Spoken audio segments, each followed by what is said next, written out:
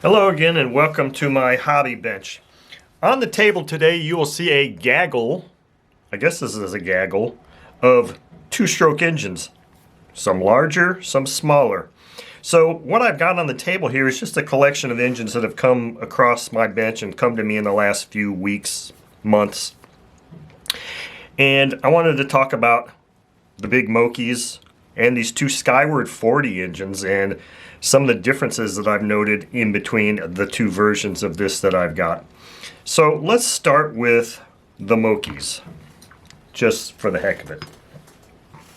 So I have these two Mokis because of basically because of a person named Garrett who is creating this new fuel blend that we're going to be testing over the summer called Swamp Juice.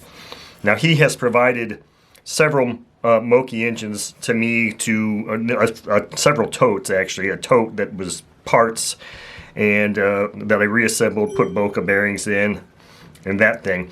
So the blend that he sent me, the oil blend that he sent me, is designed for the larger two-stroke engines because Garrett is one of those believers in large and powerful as far as flying airplanes and engines. So he's a real big fan of Moki engines. So he's been on a spree of buying a bunch of them. And the funny thing is, since I've been interacting with Garrett, and I look at eBay all the time, I don't specifically go looking for particular engines, but I have noticed that since he's been sending me these Mokis and I've been looking on eBay, it seems like these larger Moki engines, well, all Moki engines are large, seems like they're starting to sell for a song. I mean, like this 180 is one that I was looking to purchase, and then Garrett ended up purchasing it, and I think it was listed at $70.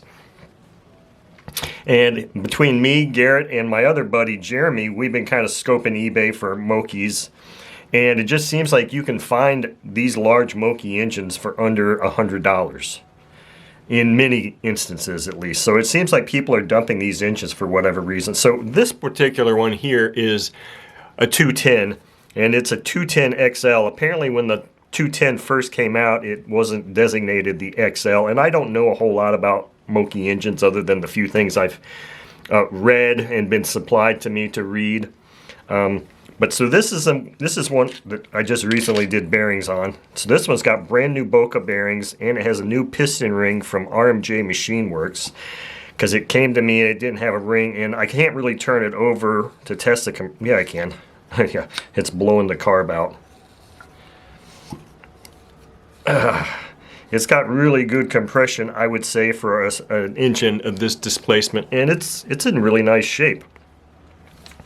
And one of the reasons that Garrett has sent me these to me, so going back to the Swamp Juice fuel experiment, it was my opinion and Garrett's that when we start testing this fuel, we want to be testing it with engines that are, as low time as possible, and definitely, in my opinion, have new bearings and very overall good condition, so we can test what the fuel is going to do to the engine, if it's going to cause a lot of corrosion, that type of thing. So this one has brand new bearings and a new piston ring. This one just came to me yesterday, I believe, or the other day before.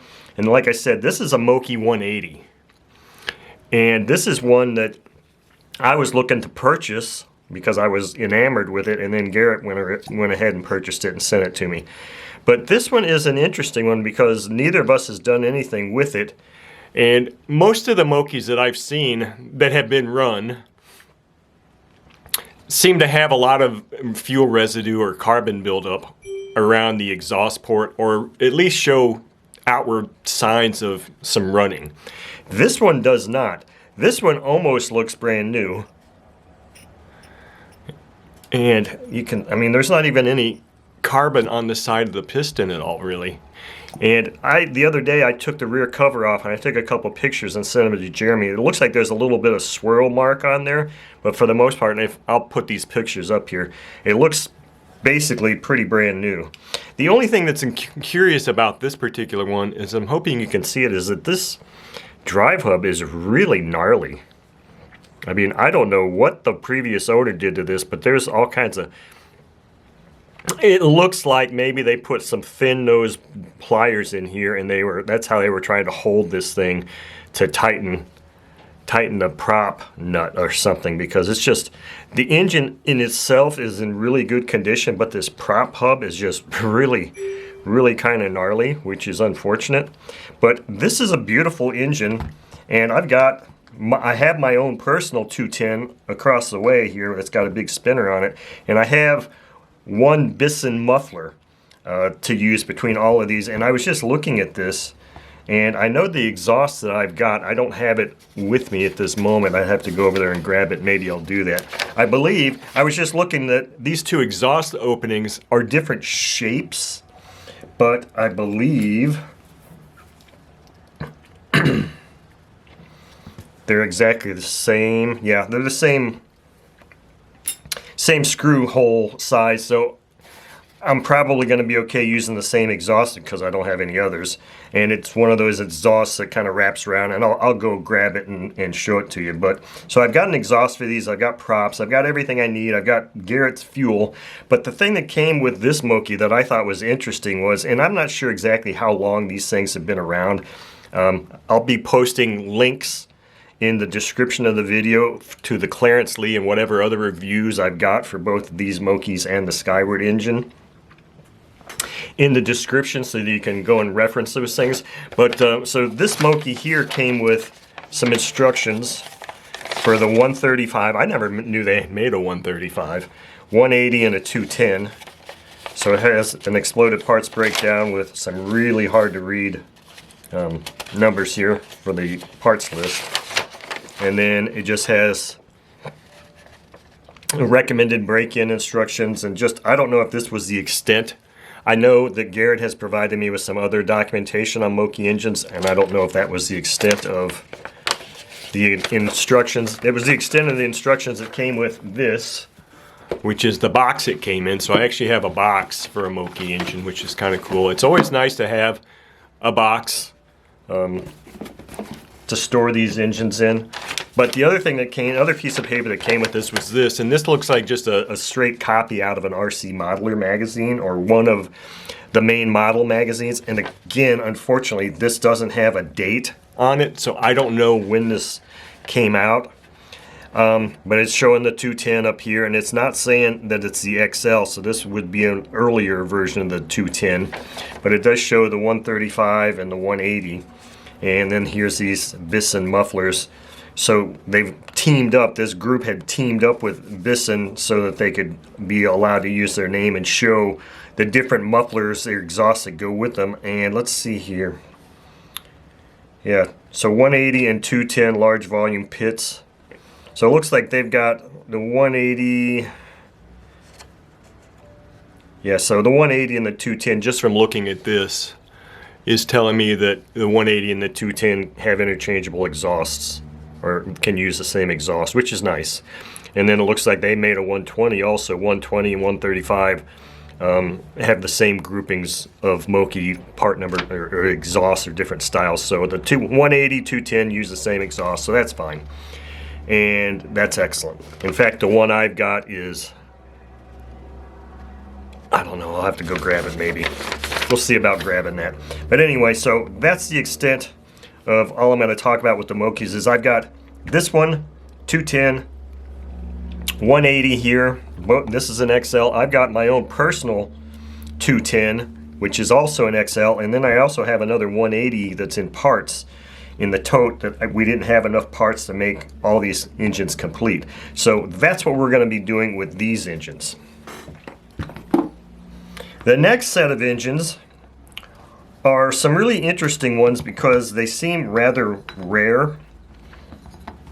And I have had one of these before. It was, I don't know, 5, 6, 7 years ago or so, and I don't believe that I did anything with it other than made a quick look video. I don't think that I'd have to go back and look at that one video and see. But so these are engines that have come to me 2 different places, 2 different times. And I've only found there's not a whole lot of information. I mean, I think you can find more information on these things, these Skyward engines, on RC Universe, RC groups, but there's not a whole lot of other information on these engines, really, other than the one Clarence Lee review. And so it's hard for me to determine exactly what year these things came out. But, so this is just the second one I got. So The thing with these Skyward engines is Clarence Lee, they're made in Italy. I don't even know if they say that on there, but he was basically saying that they're Italian-made engines. And in his article, he said that the exact manufacturer was kind of like a guarded secret. And I know everybody wants to just automatically think that these are Pico or Pico. I don't know how you pronounce that, Picco engines from Italy.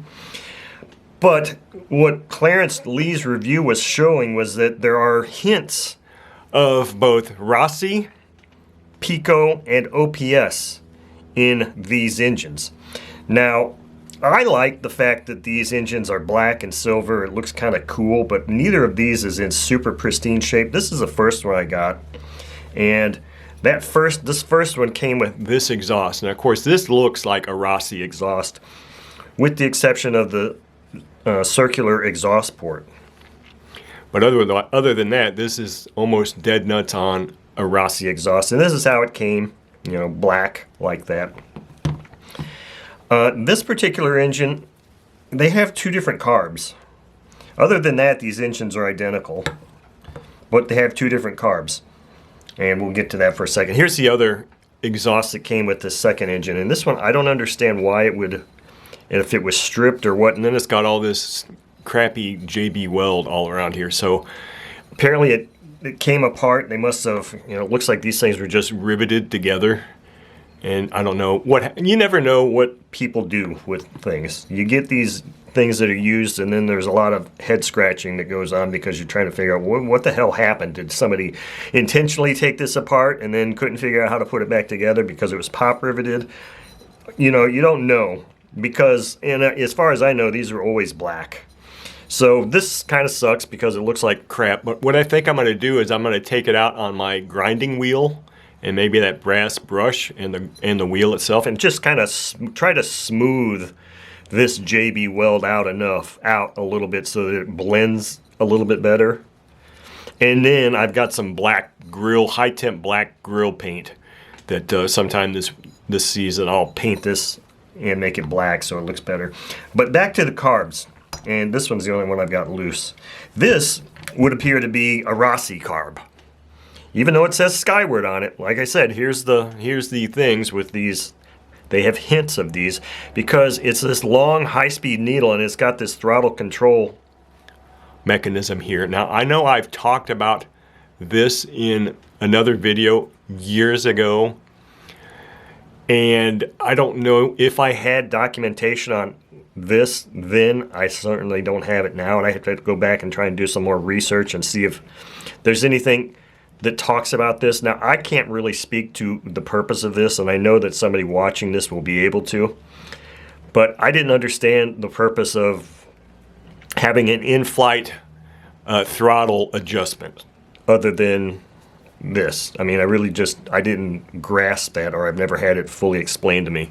But that's what this carb is. And it says Skyward on it on both sides. Now, oops. Now this carb is not loosened up. Let me see if I can pop that thing off real quick. See if I'm lucky enough to have one of these Harbor Freight. Yeah. Nut drivers loosen this thing up so we can take that off. Hopefully it'll just... it's a little... It probably hasn't been removed in years, so I don't know. I don't know if I'm going to get that off. But anyway, it has a little block plate here where it would say Skyward, but it doesn't. So it has that same little block plate, but it doesn't have the words Skyward embossed in it, and nor does it have this in-flight throttle control. And I think, other than that, they look very well. Low-speed needles are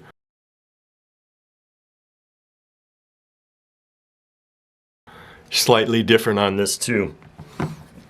But Clarence Lee almost kind of made it sound like these carbs look like a Weber carb. So the other thing that Clarence Lee went on to say in his review article about this, and like I said, I'll post the link to that review so you can read it, was he wasn't super impressed. He said it kind of looked like it was going to be a hot racing engine, but then he did his compression test and found that these only have a compression ratio of 7.43 to 1.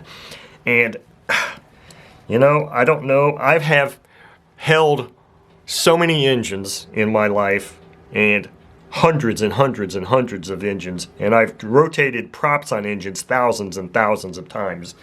And I can tell you for a fact that if this is only a 7.3 to 1 compression ratio, man, I mean, I can't even turn these things over, neither of them, by hand. Now, granted, they're a little prop hub or thrust washer here is maybe a little bit smaller diameter than what you might normally find, but I mean, still. So anyway, he was kind of saying, well, you know, these are kind of, he wasn't like all bubbly and say, oh, this is the greatest thing since sliced bread. He said they're kind of maybe just a glorified sport engine. Is that true? I don't know. The thing I didn't care for is that both of these heads, despite their age, both seem kind of gross. I mean, really aged and not shiny like they probably were when they were first sold and made. So I don't know how old these things are, but I don't even remember seeing too many OS engines that their heads just look so crappy. So this is another thing I want to do is maybe take the wire brush or something and try and see if I can find some means to quickly, not painstakingly, but quickly at least polish the outside of this so that they look a little bit better. But I don't know what I'm going to do with these. This one, the first one, I've taken the rear cover off, and the counterweight on the crankshaft looks rusty. I mean, they don't feel bad, but the counterweight on the crankshaft feels rusty. I haven't opened this one up at all yet. This one basically just came to me. So these will be run, at least one of them will be run, so I'm not really sure. The other thing I thought Clarence Lee's article said was, he said it was interesting because these are both sandcast piston or sandcast cases, which is the way Rossi makes a lot of their cases. They're sandcast. Now that means that they're really, really hard and durable, but they may not have the most refined, clean-looking look like an OS engine would. But Clarence Lee was also saying, what was he also saying? I don't remember what he was saying now. I don't remember where I was going with that. But it wasn't like he just had this hugely, overwhelmingly, oh my God, these are like greatest things since sliced bread type of engines. But I think they're interesting and they're unique, and I don't really know what I'm going to do with them. Oh, that's what I was going to say. He said that these things had he used the words a slip-in type piston or slip-in type sleeve. You know, I thought they were all slip-in sleeves, but maybe some are pressed in. All I know is that I did start to try to disassemble this engine, and I couldn't get the sleeve to come out at all. I heated this thing up, and I was using my stick in there to push that sleeve up, and I got it up a little ways, and then it just stopped. Because when I saw that the counterweight was all rusty and nasty, I wanted to disassemble this engine and clean it up really good and put it in the ultrasonic, but I couldn't get the sleeve out. I may attempt to do the same thing with this one and see if there's just something with this engine that makes it more like a Super Tiger engine where the sleeve is just incredibly difficult to get out, because I've not had a whole lot of success with Super Tiger engines in the sleeves. And it's like if somebody has an easy, common man, everyday man's tools or idea of how to extract a piston sleeve that's super, super tight, aside from putting it in an oven at 500 degrees, because I won't never put any model engine into my oven that I cook in, and I don't have a toaster oven that I can just dedicate to doing this. So I'm relegated to using my heat gun, which, believe it or not, it can get these engines pretty darn hot. But even if you got something that hot, then you still have to fixture it somehow so that you can pull that sleeve out, because doing one of these things, even with those gloves, is really not the best way to do it. So it's like they need to have some way to fixture it so that you can extract that sleeve. And I tried these soft jawed pliers that I thought was going to be the answer to pulling sleeves out, and it is so not the answer because these plastic jaws are so slippery and they're probably not super heat resistant. I mean, I'd get on this thing and it just was like it was just greased. You think you're turning it and all you're doing is sliding around. So these jaws are hard plastic, which means they won't mar anything, but they also don't grip anything. I was hoping that they would be rubber, you know, a high temp rubber that would actually be able to grab and hold. But that's not the case, so these do not work for the intended purpose that I purchased them for.